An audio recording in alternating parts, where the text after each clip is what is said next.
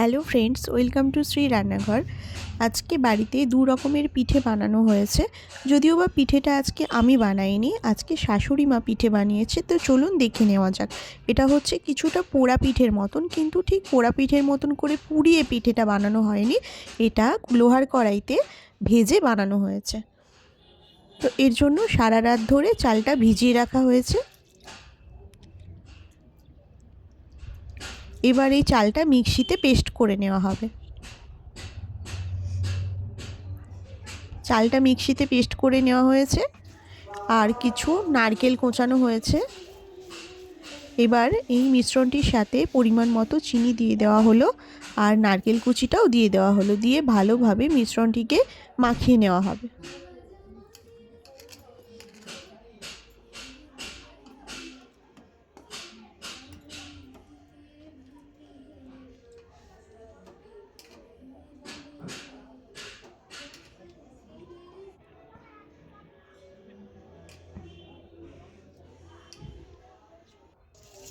লোহার কড়াই গরম হতে এতে সামান্য পরিমাণে সর্ষের তেল দিয়ে ভালোভাবে চারদিকটা মাখিয়ে নেওয়ার পর এই ব্যাটারটিকে মোটা করে ঢেলে দেওয়া হবে।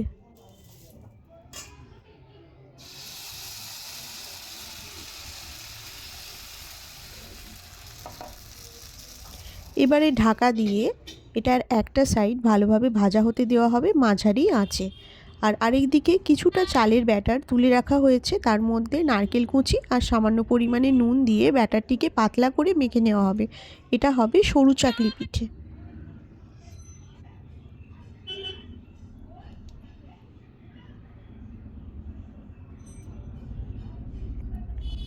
এদিকে পিঠেটার একটা সাইড হয়ে যেতে এটাকে এবার অন্য দিকে পাল্টে দেওয়া হবে।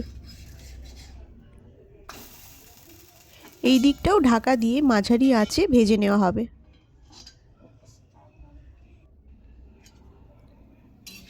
পিঠেটা হয়ে গিয়েছে, এটা এবার তুলে দিচ্ছি। পিঠেটার লুকটা এরকম হয়েছে আর এটা ছোট ছোট পিস করে কেটে নেওয়া হয়েছে। খুবই নরম হয় খেতে আর খুবই খেতে ভালো হয়।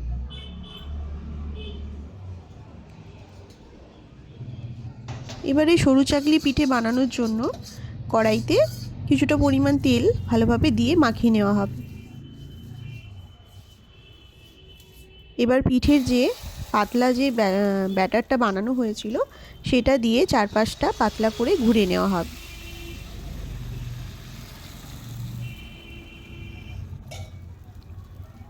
এটা হালকা আঁচে ঢাকা দিয়ে ভালোভাবে ভাজা হবে, যাতে এটা আপনা থেকে কড়া থেকে উঠে যায়।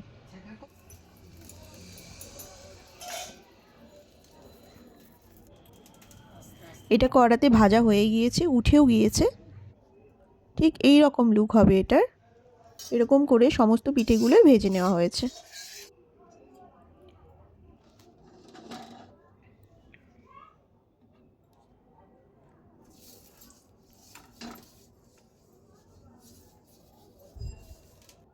তো বন্ধুরা, দুটো পিঠের রেসিপি কেমন লাগলো আমাকে কমেন্ট করে জানাবেন। ভালো লাগলে প্লিজ চ্যানেলটি